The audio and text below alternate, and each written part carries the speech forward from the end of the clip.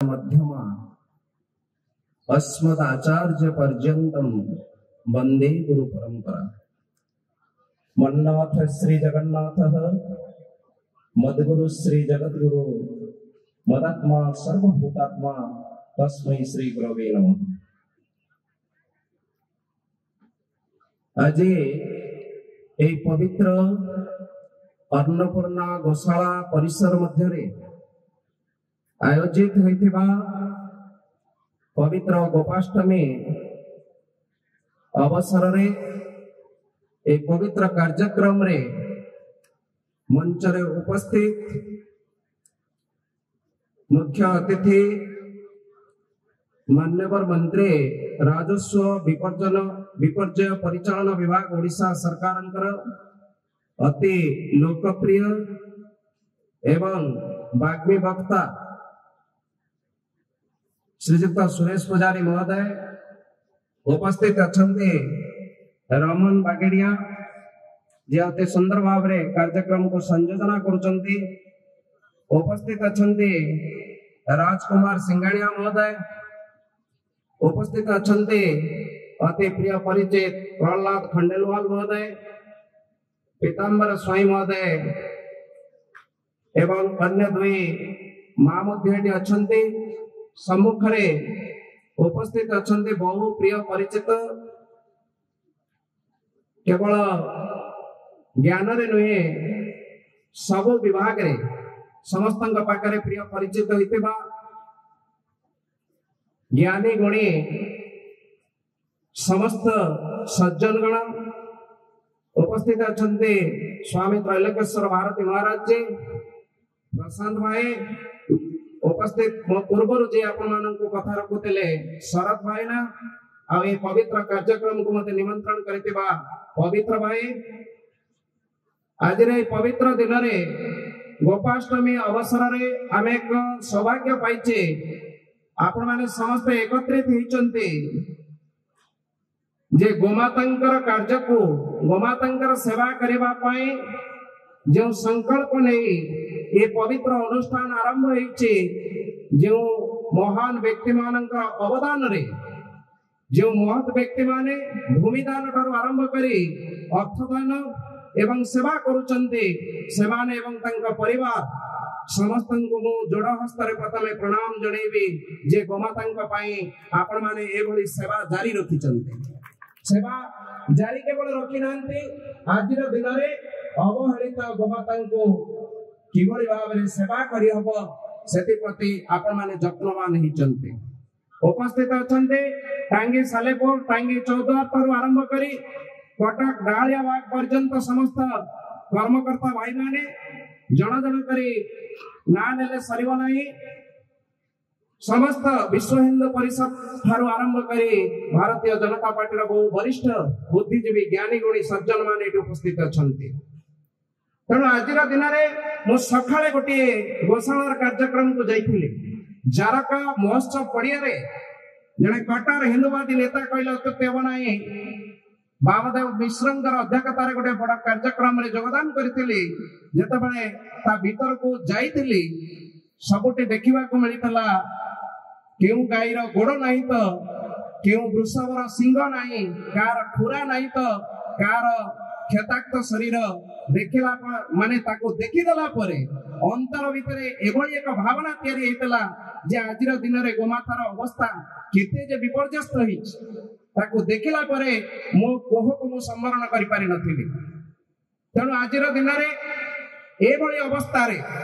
रास्ता कड़े प्रतिदिन जेतेबेले जातीय राजपथ हेउ बा राज्य राजपथ हेउ एतिरे पड़ी रहितबा सब बेले रोतिबा गाई मानक ऊपर केतबेले गाड़ी द्वारा दुर्घटना होउची तो केतबेले अन्य का द्वारा दुर्घटनार शिकार ए गोमाता मृत्युवरण करूची आ से गोमाता को जे दुर्घटनाग्रस्त होउची ताको सेवा करिबा पई आपण मानक बळी केई जण महत व्यक्ति ही चिंतन करिचंती जे गोमाता बंचिले ए सारा विश्व पई आवश्यक अटे। तेणु आपण माने तन मन धन अर्पण करी गोमातार सेवा पई ए बळी एक पवित्र गोशाला स्थापन करिचंती। तेणु कहवा को आज दिन में दुख लगे टिके पूर्व अति सुंदर भाव में मंत्री महोदय कहते जे मनीष एते चालाक हो जाइए से कहार जगह छाड़िया प्रस्तुत नुहे ये स्तर में मनीषर जो मनीष दिने सबुठारु सुलभम सुदुर्लभम जो कथा कह जाउथला सबुठारु दुर्लभ नरजन्म जो पाइला किंतु ताकू आज किभली भाव से स्वार्थन्वेषी हो जाइए कहीं ना तार विवेक नहीं जेतेबेले तार विवेक नहीं सी तार धर्म को रक्षा करने प्रस्तुत नुहे सी तार नीति को रक्षा करने प्रस्तुत नुहे से से गोमातार कथा चिंता कौन करिवो से चिंता करुची जे मु सकाळ हेले दुकान को जीवी क्षीर गोटे पैकेट किनिबी एवं से क्षीर पैकेटटा किनिकरी आनिबी आ से क्षीरटा घरे खाइदेबी किंतु क्षीर दउतेबा गोमाता क्षीर दउतेबा सेई मां किभली भाव अच्छी से दायित्व मोर नुहे से दायित्व मु बोधे से ठिका नहीं से चिंता करुचे पैसा कईटा फिंगी देले क्षीरटा मिल जाए घी मिल जाए गोबर मिल जाए किंतु ता बदल रे ताकू दउतेबा त्याग करितेबा गोमाता जेतेबेले दुर्घटनार शिकार होउचे से गाड़ीटा गड़ेई पलई जाउचे किंतु आज बसिथबा ए जन समुदाय माने किए विशिष्ट शिल्पपति किए विशिष्ट आईनजीवी अछंती किए अध्यापक अछंती किए प्राध्यापक अछंती बहु ज्ञानी गुणी व्यक्ति माने आपण माने एटी उपस्थित हेचंती आपण माने चिंतन करिसंती जे समस्त भलरे रहिले विशेष करी जेउ मार क्षीर को समग्र विश्व रे नर नारी ठारू आरंभ करी जीव जगत माने खाउचंती से मां प्रकृत रे सेवा योग्य ताकू सुरक्षा देवार आवश्यकता अछि तार सेवा करिवार आवश्यकता अछि या को अनुभव करी आज आपण माने एटिके धाई एसचंती गोशाला भीतर को केवल ये परिवेश रे एक जाकजमक परिस्थिति रे बा परिवेश भीतर आनंद रवा पई नुहे प्रकृत रे वार्ता दवा पई एसचंती जे गोमाता होचंती सारा विश्व रो माता तेणु आकु रक्षा करिवार आवश्यकता अछि आ पई निजे श्रम दबार आवश्यकता अछि समय दबार आवश्यकता अछि अर्थ मध्य दबार आवश्यकता अछि तेणु सेही महानुभव आपण मानकु जेते बार प्रणाम कले मध्य कम हबो मु जने साधु हिसाब रे मु आपण मानकु जेते बार साधुवाद देले भी कम हबो आपण माने ई पवित्र गोमातार कार्य को करि चली चंती एवं जेउटी जे भी गोमातार कार्य करूची आपण मानकर सहयोग मध्य अछि से विचार आपण मानक भीतर अछि तेणु आपण मानकु ए पवित्र आर्यावर्त जे भारत वर्ष आर्यावर्त ऋषि मुनि मानकर देश जो देश होची गोमातार देश जो देश होची कृषि रो देश से पवित्र देश रे आर्यावर्त रे आमे माने अच्छे सेते पई स्कंद पुराण अति सुंदर भाव रे आर प्रशस्ति ज्ञान करिसंती तेणु आज रे पवित्र दिवस रे गोपाष्टमी अवसर रे आमे आपण मानन को विनम्रतार सहित निवेदन रखिबो जे जो देशी शुद्ध घी टिके पाइबा पाई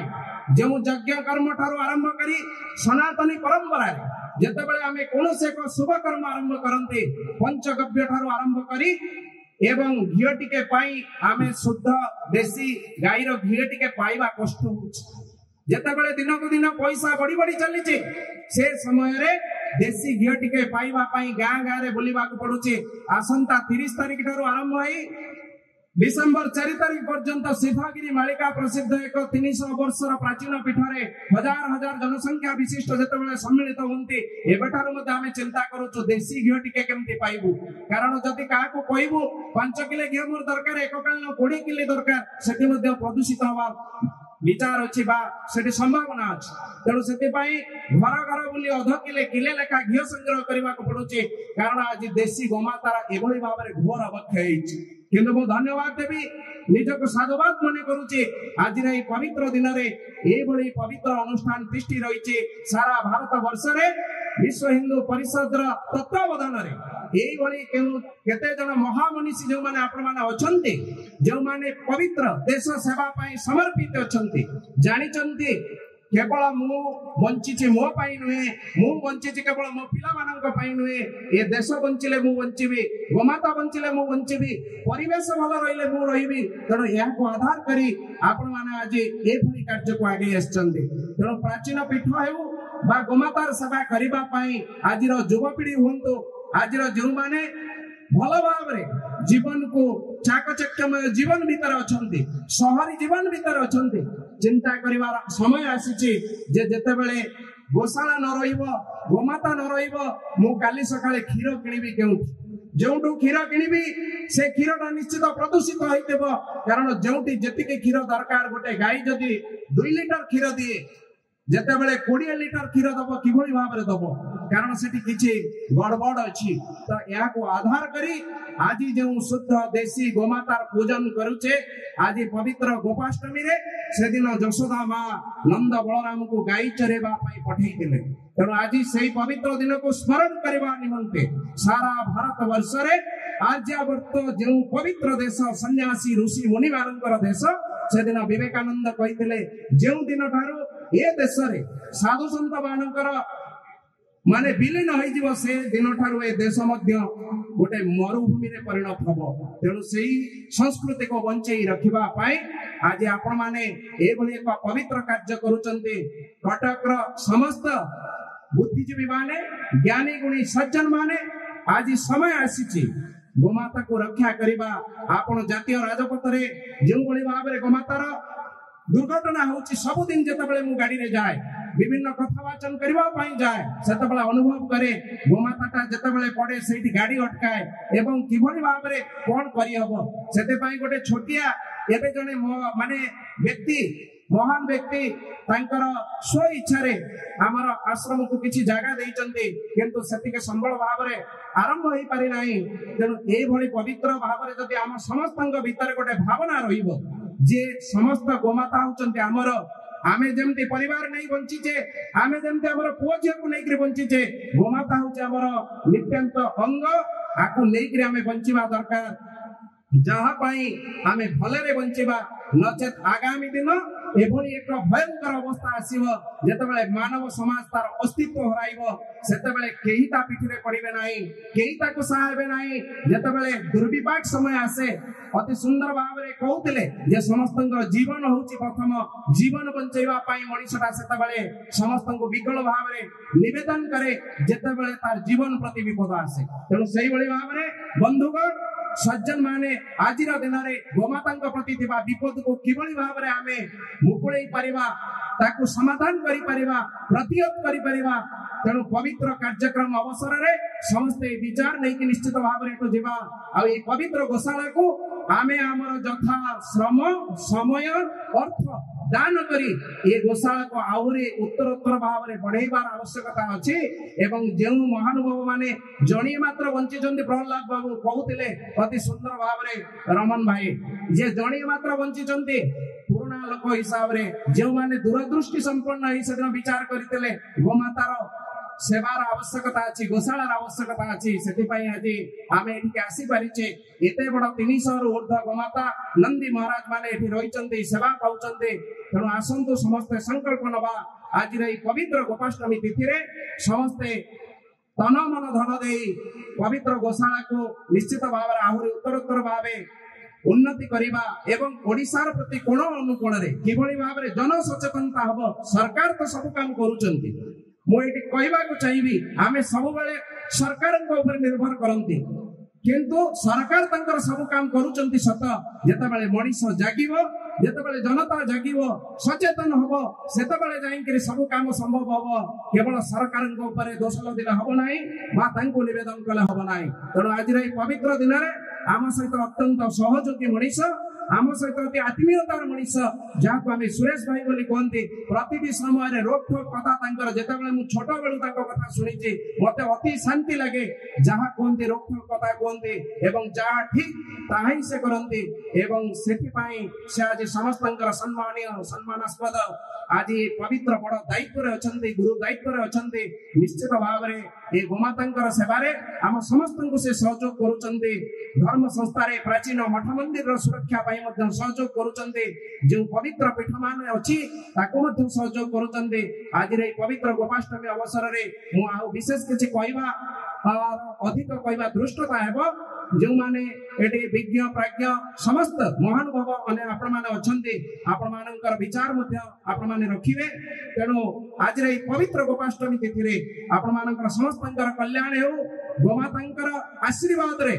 समस्ते भलरे रहंतु गोमातांका आशीर्वाद रे समस्त विश्ववासी कल्याण रे रहंतु एही प्रार्थना करिबे प्रकृति शांति हो समस्तंकर कल्याण हो जय गुरु जय जगन्नाथ वंदे उत्कल जगत।